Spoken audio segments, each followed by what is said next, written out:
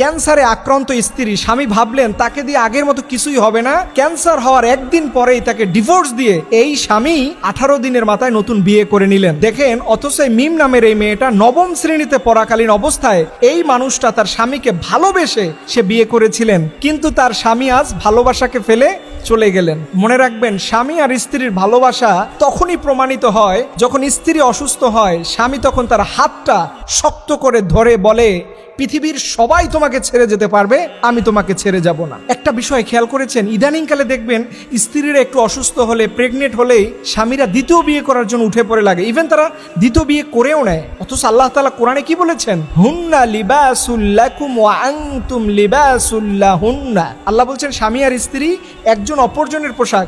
আজকে আপনার স্ত্রী ক্যান্সারে আক্রান্ত, তাকে উলঙ্গ করে আপনি ফেলে চলে গেলেন, মনে করছেন কি এটার বিচারকে আল্লাহ তাআলা করবেন না? অবশ্যই এই ধরনের মানুষেরা জীবনে সুখী হতে পারবে না। আপনার স্ত্রী অসুস্থ, এটা তো আপনিও হতে পারতেন। এবং আমি একটা জিনিস খুব চিন্তা করলাম যে একটা মেয়ে দেখবেন বিয়ের আগে সে কোনো অসুস্থ হচ্ছে না, দেখবেন মেয়েদের বাপের বাড়ি থাকা অবস্থায় তাদের কোনো রোগ শোক বালা মুসিবত হয় না, কিন্তু বিয়ে করলে পরেই কেমন যেন মেয়েদের রোগে পেয়ে বসে। এটার একমাত্র কারণ কি জানেন? স্বামীদের অমানসিক অত্যাচার, তাকে মানসিক টেনশন দেওয়া, তাকে মানসিকভাবে রোগে আক্রান্ত করে ফেলা। মনে রাখবেন, যেই স্বামীরা স্ত্রীকে মানসিক রোগে আক্রান্ত করে, মেন্টালি যাকে প্রেশার ক্রিয়েট করে অসুস্থ করতেছেন, এর কারণে আজকে গবেষণায় দেখা গেছে স্ত্রীদের বড় বড় রোগ হচ্ছে। একটা মেয়ে বাপের বাড়িতে 18 বছর 20 বছর থাকে, তার কোনো রোগ হলো না, আপনার বাড়িতে 6 মাস আসতে না আসতেই তার মানসিক রোগ হয়ে যায়, বড় বড় রোগ হয়ে যায়। এটার কারণ কি? এটা অনেক সময় স্বামীর কারণেও হয়, অনেক সময় ও শ্বশুর শাশুড়ির কারণে হয়ে থাকে। মনে রাখবেন, আপনি কোনো মানুষের উপরে জুলুম করতে পারেন না, সেটা স্বামী হোক,